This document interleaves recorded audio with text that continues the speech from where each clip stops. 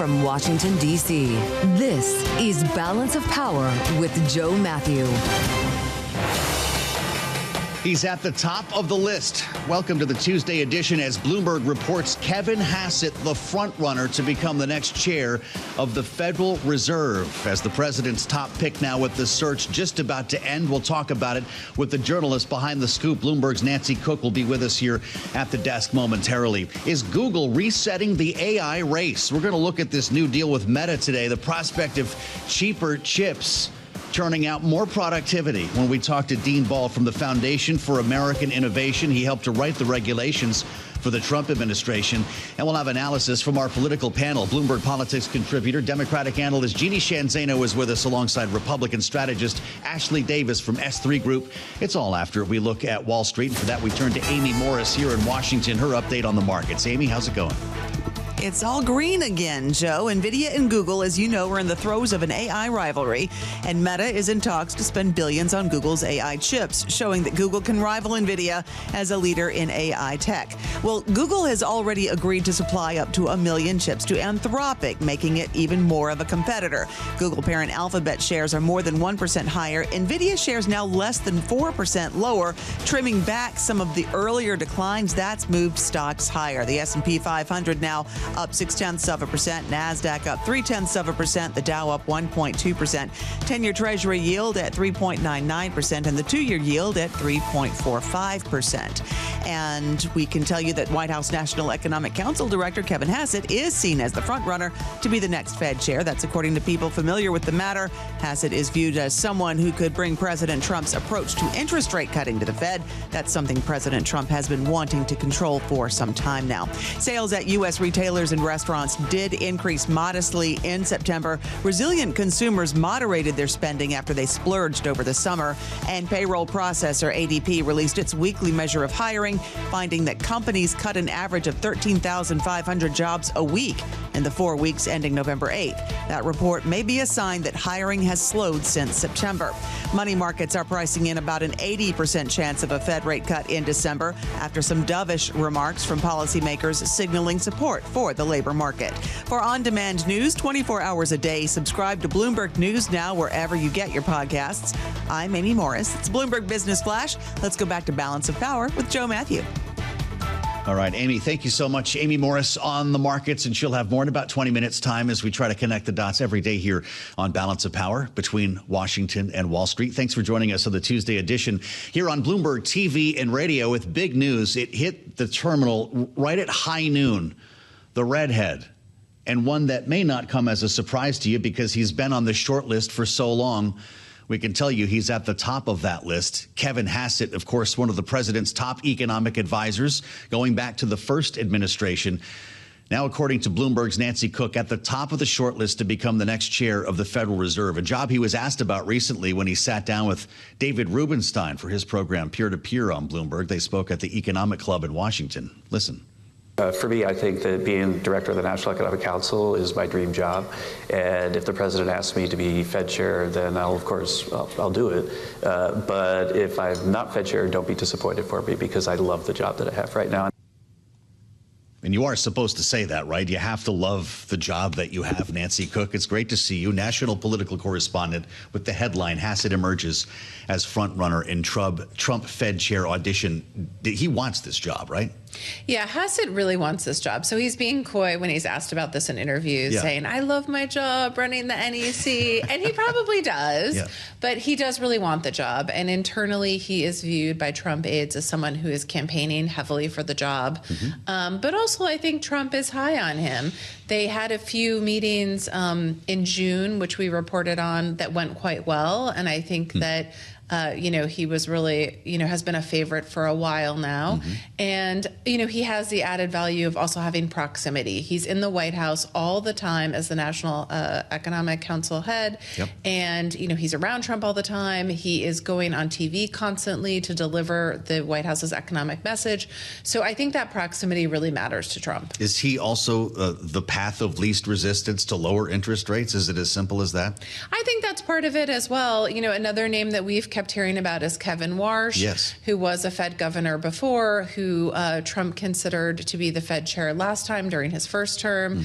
But I think that there is some, he doesn't benefit from proximity. And I think that among the MAGA world, he is viewed as more, quote unquote, Wall Street than Hassett, and potentially more unpredictable. Whereas I feel like the Trump camp thinks Hassett will follow the Trump agenda a bit more. It's hard to underscore the daily audition, to your point, with the interviews on cable news, on Sunday morning talk shows. That's got to play a big role in the president's decision, because he's frequently defending Donald Trump's economic policies. Yeah, and he's been, he was on CNN on Sunday morning. He did that, the DC Economic Club. He is appearing at a Wall Street Journal CEO Summit in early December. He is really making the rounds, and not just doing sort of quick TV hits, but also doing more extended interviews where he's giving his thoughts on a range of policies, inflation, the Fed, all the things that, tariffs, all the things that are a key part of Trump's economic agenda. He has said frequently, President Trump has said frequently in speeches and in public events recently, that Scott Bessent was actually his preferred candidate. He's even pointed him out, saying, Scott, I wanted you, but Bessent likes the idea, likes the job of being Treasury Secretary. Is any of that true, or is he just playing with people? No, what he is telling people privately, according to my sources, is that, he wouldn't mind Bessent doing both jobs, Treasury Secretary and Fed Chair. And I don't think that he's totally dropped that idea. That's not something that Bessent wants. Okay. And Bessent has told Trump that, several times. Interesting. And so one thing that I'm looking for is, is there an 11th hour plot twist where Trump just gives Bessent both jobs? Or does he go with Hassett? Well, so what do we need to get through next? There are a few remaining hurdles, as you've been reporting. It's time for the finalist interviews next. Yeah, so Scott Bessent has finished his interviews. Yeah. And what happens next is that the Chief of Staff, Susie Wiles, and Vice President J.D. Vance are going to do some of the interviews. To the people that progress. And then then people will meet with Trump. Scott Bessent is not going to recommend someone. Secretary Mnuchin did that during the first term. He recommended Powell, and I think definitely came to regret it. And that is one of Trump's big regrets from the first term. Yeah. Scott Bessent has learned from that, and he's not going to do that. But so the next steps are, some interviews with some top aides of Vice President, and then Trump. Jay Powell, all the while, is hanging out watching the news, has a resignation letter handy, does what next? Jay Powell is hanging in at the Fed, and I think just trying to keep his head down and do the job, but also try to preserve the independence of the Fed. There'll be a final interview then with President Trump. Does he put all three or however many in front of him like The Apprentice? They all get a one-on-one? How is that going to work? That he could sell tickets to this. He could. So we know how he did it the first term. Yeah. And so the first term he met with people individually. And so I assume that that's going to be the case here, where he'll meet with people, and he does know these people, or he knows some of them. He knows Kevin Warsh because he interviewed him the first time. Kevin Warsh also was down in Palm Beach during the transition. He talked to him also for the Treasury Secretary job. He knows Kevin Hassett, and then some of the other people like Fed Governor Chris Waller. He would need to meet with him and see what he thinks. There's some other people in the mix. Really interesting. We've got a 3 handle on the 10-year. I know you're not a market analyst, Nancy, but you kind of move the market with this report today. That would suggest that if it's Kevin Hassett or maybe anyone else on the short list, you're going to have lower interest rates? I think that people think that if Kevin Hassett is there, he will push for the rate cuts that Trump wants. He is very much in line with the Trump agenda and following that. Okay. Are the Rick Readers and all the others from outside the admin still on the list, or are we whittling this down? I think that Hassett is really the front runner. Got it. Great reporting today. Nancy, thank you, as always. Thanks so much. The great Nancy Cook with us here in studio. Everybody's picking up this story, and you'll know that it did come from Nancy's reporting here on Bloomberg. You can find much more on the terminal and online with the headline, as we mentioned. Hassett emerges as frontrunner in Trump Fed chair audition. This could come in the next couple of weeks, as we've been hearing, creeping up around the Christmas holiday with some of these interviews finally coming to a close. This is not the story we thought we were going to be talking about today. It's emerged as our top story, and it's even a market mover. On top of the other market mover that we started our day with, and that's the Google story. The sleeping giant, as I read on the terminal, now fully awake. We like the drama, you know, when it comes to AI. And on a story like this, having released the new AI software, it's got the new chat bot out that got everybody, including Mark Benioff, worked up yesterday. Now it's this deal with Meta and TPUs. I'm guessing a lot of people are hearing about TPUs for the first time today, not to be confused with GPUs made by Nvidia. These are the Broadcom chips, these specially designed chips that might make an interesting path forward here. But as I mentioned, we seek context on stories like these because there seems to be a different one every day. We can hardly count the trillions of dollars any longer. And I'm really excited to say that we're going to spend some time with Dan Ball, who essentially wrote the book for Donald Trump. He'll be modest and tell you many others were involved. But he helped to write the AI action plan. And I'll bring you back to July when President Trump rolled this out. Here he is. Whether we like it or not, we're suddenly engaged in a fast-paced competition to build and define this groundbreaking technology that will determine so much about the future of civilization itself because of the genius and creativity of Silicon Valley. And it is incredible genius. Without question, the most brilliant place anywhere on earth. America is the country that started the AI race. And as President of the United States, I'm here today to declare that America is going to win it. We're going to work hard. We're going to win it. And it has been quite a ride since then here for this administration, for the industry. When you look at the charts on Wall Street, maybe save the last week or so for some of them, you know what I'm talking about. But the leadership role appears to be evolving here. It's not just about Nvidia.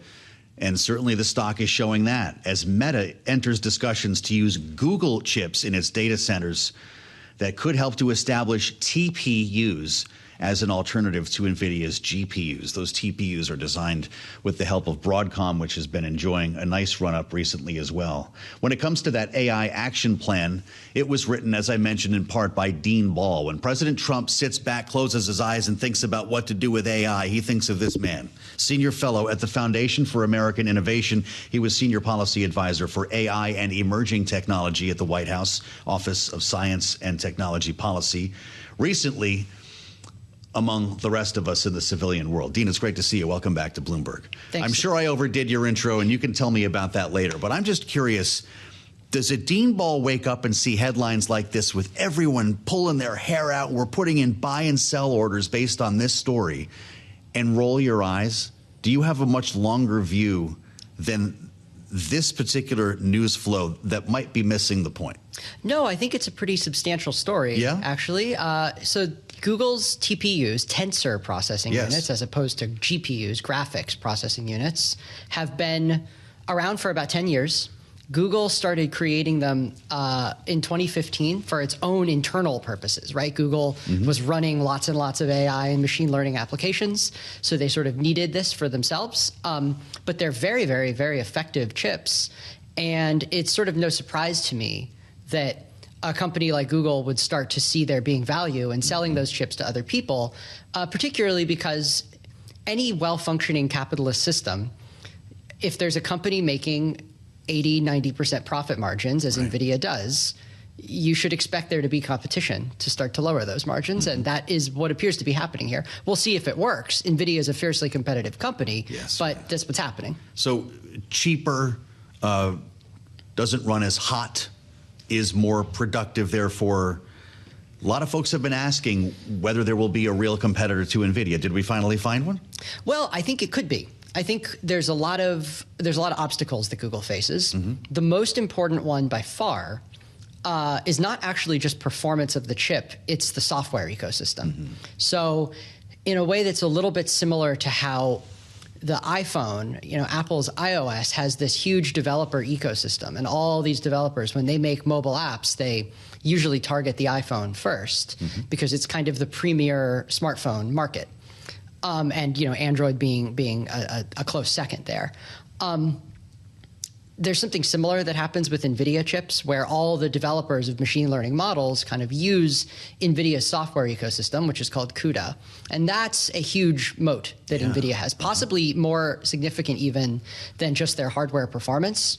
So the question will be, can Google develop a similar type of ecosystem? And it's a big challenge when you consider that Google has been used to using these chips, these TPUs, almost entirely for internal applications and some things that were offered to developers, but this is mostly for them. Because they were leasing them or renting them at some point for yeah, they do. They rent them on their Google Cloud product, but the idea of selling them to other... That's all new. That's new. So if you're Broadcom, did you just find your new reason to live? I mean, we've seen a huge run up based on a story like this in just over the past couple of days. Nvidia is one of the only stocks in the tech sector that's lower today. Is this all adding up in your head? To a certain extent, I mean, the market might be overreacting to this particular piece of news. We'll see, right? I think the idea, Meta is going to be using Nvidia chips for a long time to come. And by the way, Google uses Nvidia chips too. I was going to say, Google is a client. Yeah, Google is, I'm sure they're one of Nvidia's largest customers. And then I'm supposed to ask you again about circular investing, which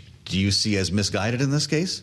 Not really in this case, no. I mean, look, again, are there some transactions that happen in this that seem sort of a little fishy? Yeah. Maybe, I'm not expert in such things. Right, sure. I'm more of a policy person. You're not an accountant. Yeah, I'm not an accountant. I do have opinions about depreciation schedules, but I'm not an accountant. Well, those depreciation schedules are a big deal for the investment community right now. And when you look at all these data centers popping up that are going to, pay a lot of money for cooling, they're going to try to harness enormous amounts of energy. Does a TPU or the next generation make all of this unnecessary? Are we going to have data centers on mothballs when the technology catches up? I don't think so. I think that there's just an enormous amount of underlying demand for AI services. And so, I think the companies that are building these data centers are building them primarily because they have trouble meeting demand right now. Yeah. OpenAI, Anthropic, these companies are always talking about how limited they are on compute and how they could serve more models, better models, different kinds of products to customers, but they can't because they're compute constrained. So I think they're making a logical calculation. At the end of the day, when it comes to these sort of frontier data centers, you do need to maximize basically computations per square foot. So that becomes very important. But at the same time, Google, on their most recent earnings call, Google talked about how they had very high utilization rates of the NVIDIA V100. V is in Victor from 7-8 years ago at this point. So that chip is still being used for different kinds of developer purposes. So it might not be that you use the frontier chip for everything. There's a lot of other use cases. And so I think that, the sexiest use cases of AI will probably always be on the big training and stuff like that. They'll be on the latest models, but I think there'll be uses. We'll see. We'll see if that changes. But I tend to think that the depreciation schedules that we see right now are actually reasonable. Fascinating. And good for us to hit that before you go. We've got about a minute left. Do TPUs accelerate the end game here where you and I both have a digital twin? I mean, at the end of the day, competition is inherently accelerationist, right? Yeah. So competition is great in that regard. I hope it makes both NVIDIA and Google better. Can you sell them to China? The TPUs? I don't think Google currently does. I think this could be the next big argument for export controls, huh? There could be some chips. We'll see if Google wants to. Right. But it's very possible. There could be some chips that fall into the sort of export control regulations. Well, there needs to be a new AI action plan. Do you go back and rewrite that thing at some point? I don't know about me, but I think that something like that, a plan like that is worth updating every once in a while. Yeah. Fascinating. Yeah. Dean, thank you. It's great to see you back. Dean Ball, Senior Fellow, Foundation for American Innovation, with us live on Bloomberg TV and radio, and it's just the voice that we wanted today as we watch shares of these companies react to the news at hand. It's been a good one today for shares of Google, and they're still hanging in, up about 1% or $4. Nvidia down 4% or $6 a share. We'll assemble our panel next on the fastest show in politics. This is Bloomberg. The turkeys have been pardoned. The health care plan has not yet emerged, and that has been a big point of conversation this week, with early reporting late weekend and yesterday that the White House was about to put forth a health care proposal. And when I say that, I mean one that would answer Democrats on Capitol Hill following the government shutdown by extending Obamacare subsidies, reportedly by a couple of years, and putting limits on eligibility at 700% of the federal poverty level. This is not going to be coming forth this week for any number of reasons. And the press secretary, Caroline Leavitt, was asked about it yesterday. Here's what she said.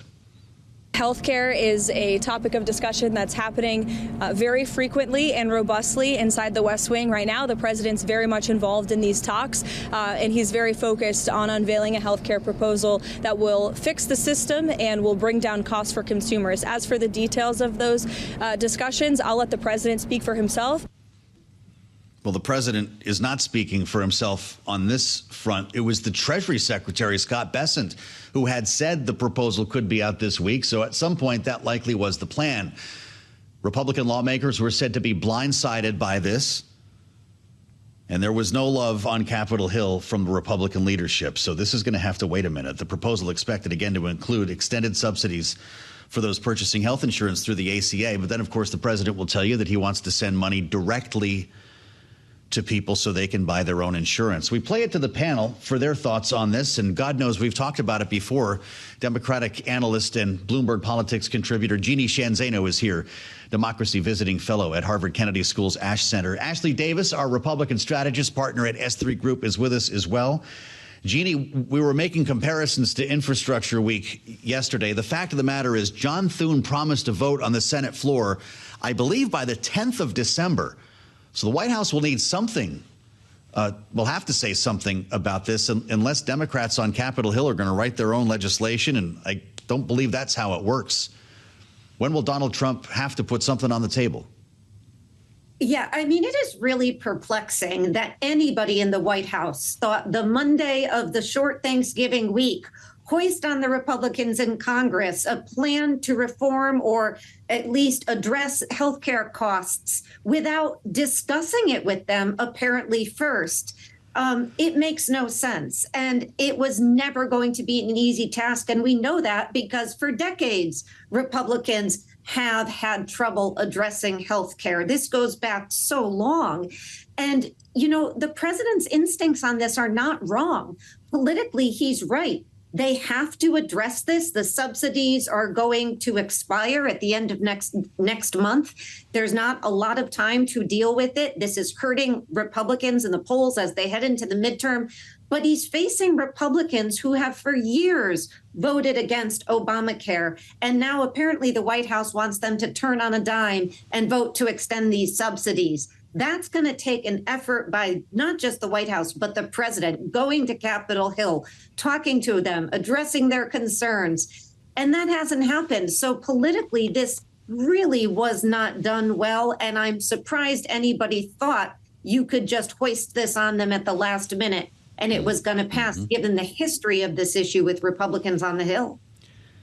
Ashley, you've got great contacts in the Senate. What does John Thune think about this moment? Is he hoping that the president will take a leadership role here, or does he need to figure this out on his own with Democrats?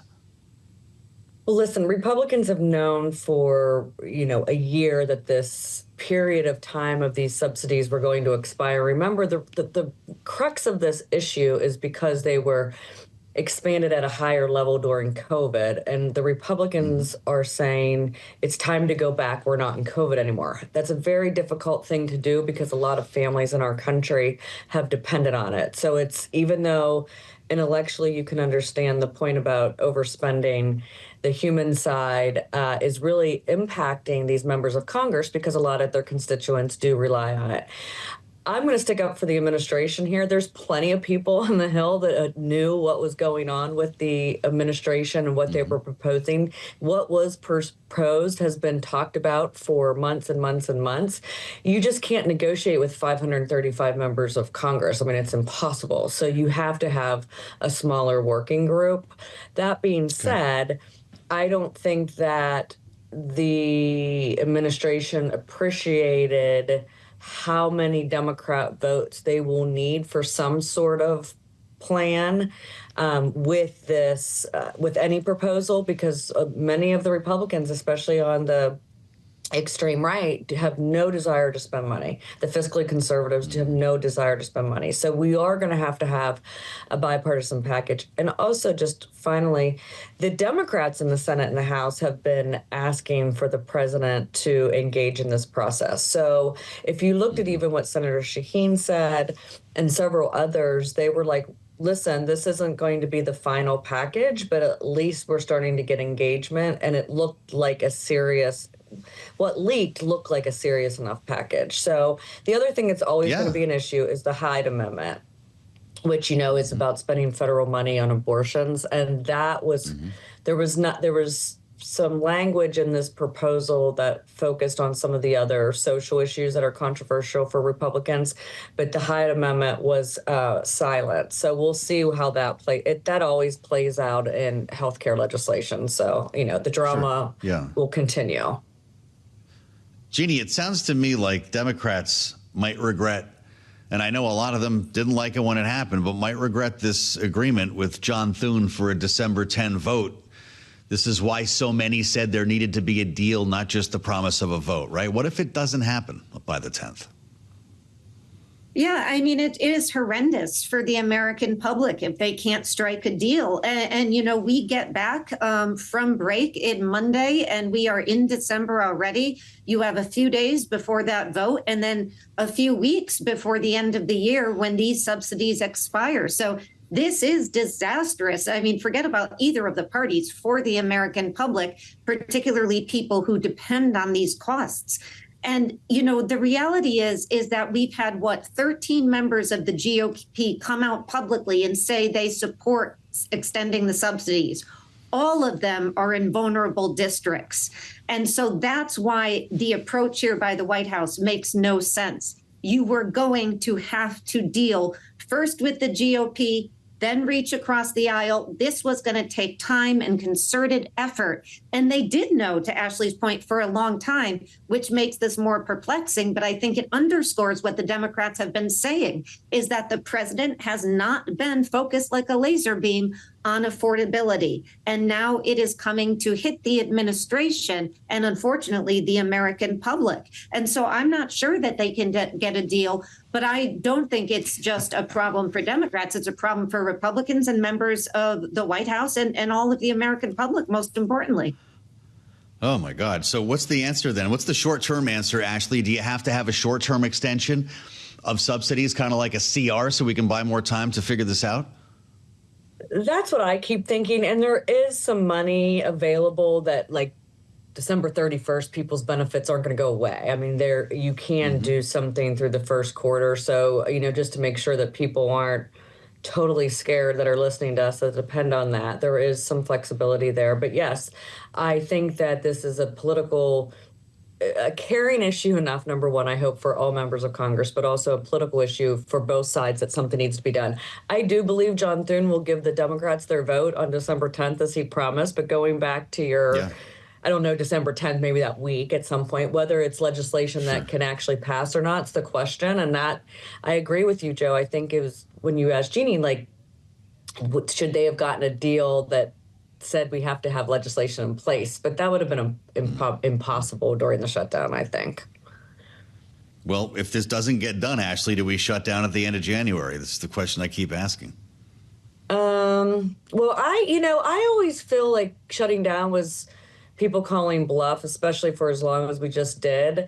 No, I think that we'll get something done, and I think it will go through September 30th. Or it may actually, it's going to have to go through September 30th just because it's a fiscal bill. So that means we're in September 30th dealing with a shutdown again right before the election, right before people are supposed to go home and start campaigning. So that's going to be a disaster too.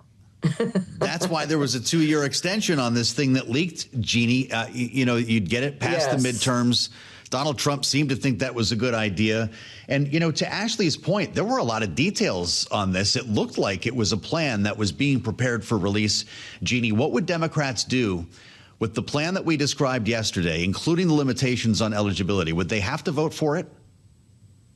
I think they would want to talk about it. I think they would want to negotiate it. I think it was a step in the right direction. I am not a fan of these sunsetting attempts, and I bemoaned it when the Democrats did it in 21. I bemoan it now. If you believe that healthcare is a right for Americans, you should fund it. And so I think you may find people who feel that way, but of course you need to compromise when you're in the minority or even in the majority. So, but again, the president's instincts are right here, but the president has changed this party. He is now worried about a base who are being hurt by if these extensions expire. But you've got traditional Republicans who feel very differently, even members of the Tea Party more concerned about the fiscal cost. And that's where the rub is for Republicans. This is a issue that divides Republicans, and that's why the president's going to have to go in and make some deals with the majority in Congress to push this through.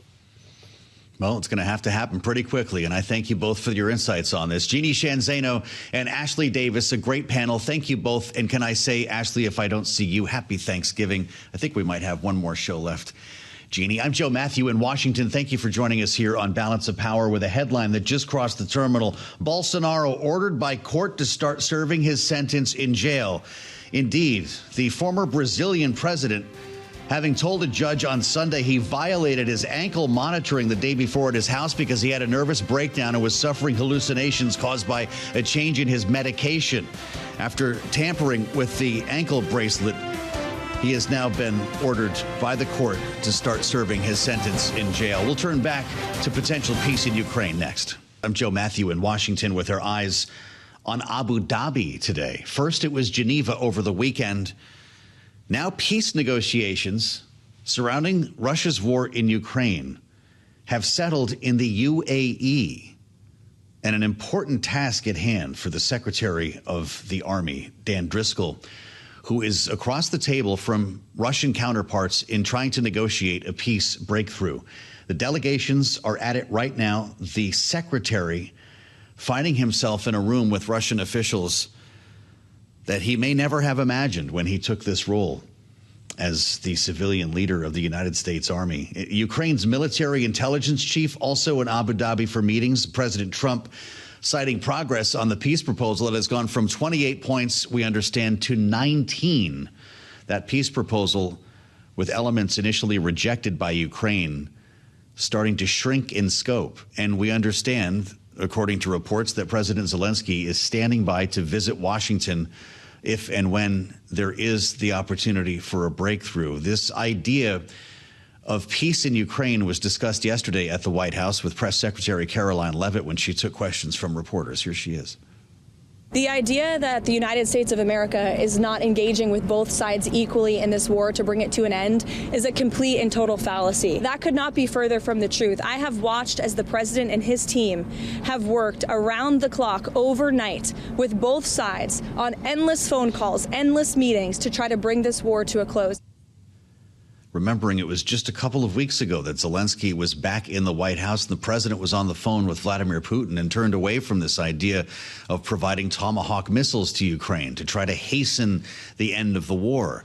This multi-point plan has since taken over the narrative and may well provide the breakthrough that the president is hoping for. It's where we start our conversation with Kelly Grieco, senior fellow with the Reimagining U.S. Grand Strategy Program at the Stimson Center. Kelly, it's great to see you. Welcome back to Bloomberg TV and radio. All the while, we should remind our listeners and viewers that Russia continues to bombard Ukraine and continues to kill civilians by targeting residential areas. Kelly, before we ask you about negotiations, what is the status of this war on the ground that we had been describing for months and months as a war of attrition? What is Ukraine's posture right now?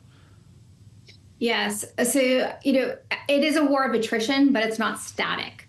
What we're seeing is that Russia is making slow, costly gains, particularly in the Donetsk region. And it looks like the town of Pokrovsk is likely to fall in the coming days or weeks, which is an important logistics hub for Ukraine.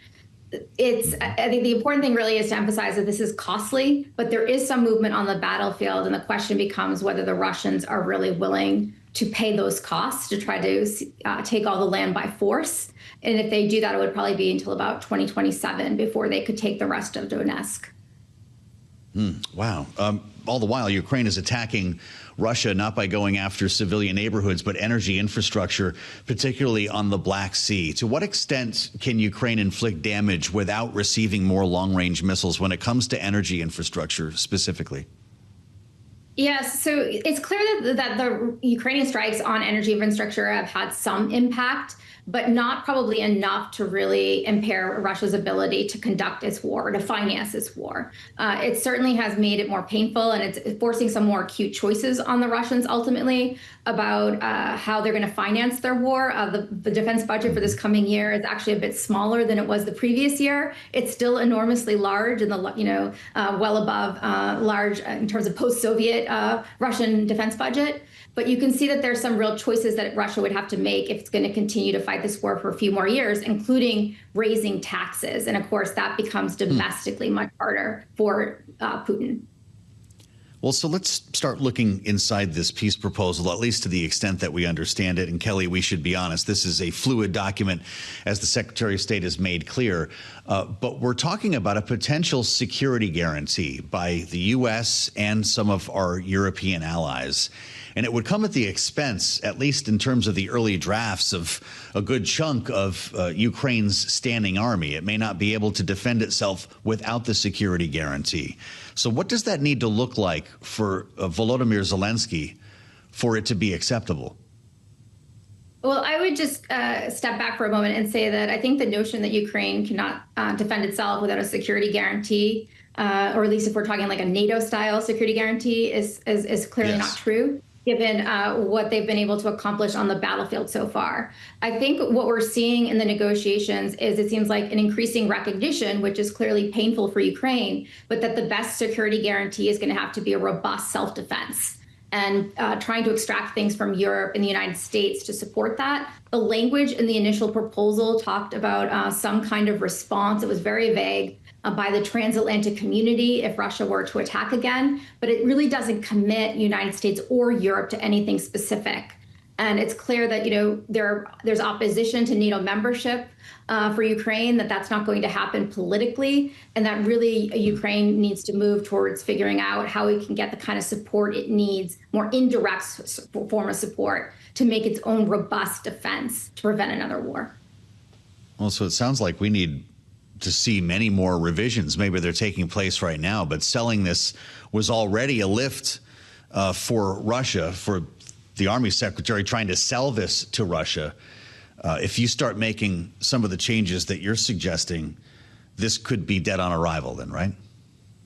Yes, I mean, I think this is what's really interesting about this negotiation is that the administration's walking a fine line here, and that the more it compromises with Ukraine about some of these specifics, and of course, it's hard to know because we haven't heard a lot about what the 19 points the new version says, and the language really matters here a lot. Are these very substantive changes, or are these changes more to the language so it's a bit more domestically palpable to Ukraine? But if it's going to be really substantive changes, and particularly around the NATO issue, then it's going to be a non-starter for Russia. That's very clear. This is a red line for them.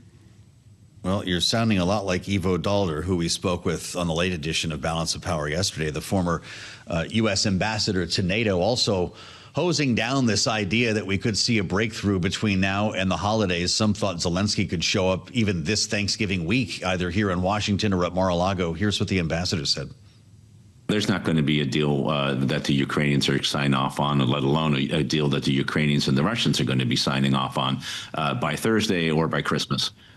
This conflict has been going on for over 11 years. The idea that it's going to be settled because a bunch of guys come up with 28 points is just not how it happens. What Secretary Rubio did finally is sit down, have a serious negotiation. This takes time. It takes effort. It takes understanding. That would imply, Kelly Grieco, that this war is going to carry into winter. And that brings a whole new strategy for both sides. What does Ukraine need to do to prepare?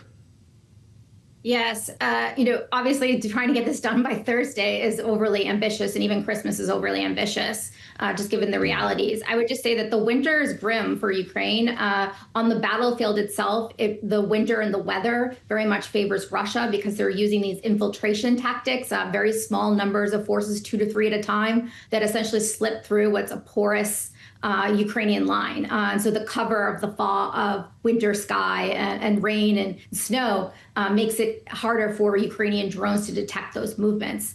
So Ukraine is in a difficult position in terms of for this winter, in terms of preventing these kinds of infiltrations. And I think we'll have to make some challenging choices about how long to defend some key locations, including places like Pokrovsk, versus deciding that it's not worth losing more manpower and that they're better off moving back to a more secure defensive line. That's unfortunately the kinds of hard choices Ukraine will be facing. If you're Russia right now, is it men or materiel that you're more worried about lasting through winter?